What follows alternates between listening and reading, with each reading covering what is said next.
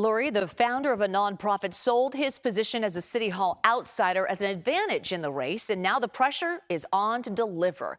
Lauren Toms spoke with people about what they're hoping to see from the next mayor and some of the challenges that Lurie could face. San Francisco voters making their voices clear that they are ready for change. And that's no more apparent than right here in the Soma district. Now, I spoke with one local restaurateur who says that he's optimistic about a new administration under Daniel Lurie. But for him, he says, change is mandatory. It's become somewhat of a common practice for restaurateur Gianluca Legrotale to escort his customers down the street to safely make it to his Soma restaurant. He's hoping the city's next mayor will improve streets like this within months. Taxi drivers don't want to drive through, so they drop off customers on the corner. My expectation is that someone opens his eyes or her eyes and understands the level of urgency that we need. Regularly, he receives reviews like this one, praising his food and experience, but knocking down the restaurant for its location. It's an issue he hoped would improve after investments made by outgoing Mayor London Breed. But despite progress in some areas, what he sees has only gotten worse.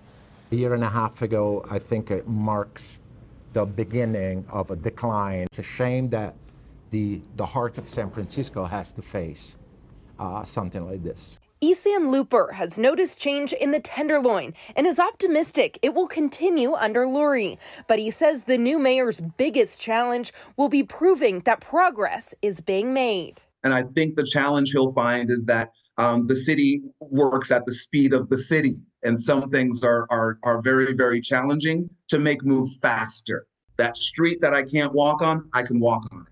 That street that's dirty, it's not dirty anymore. When I call for help, the help comes and gives me the help I expect. Lurie addressed the public Friday, doubling down on his promises that change is on the horizon. To execute on that promise of progress, I will create a government centered on accountability, service, and change so that we can be a city that is safe and welcoming to all. Lurie will take the reins, having never held public office. Housing advocate Todd David says while Lurie will need to learn to navigate the red tape, any new mayor is going to face their challenges. San Francisco City Hall is it's just a bureaucratic chasm. It just is. And any mayor there is going to be a learning curve. And for Gianluca, he says he can't afford to risk San Francisco sliding any further into what he calls the rock bottom. It might be critical for us, and we might have to decide to let go and just move on. More than a hope, but a need that Lurie will bring the change that his business needs to survive. Salute.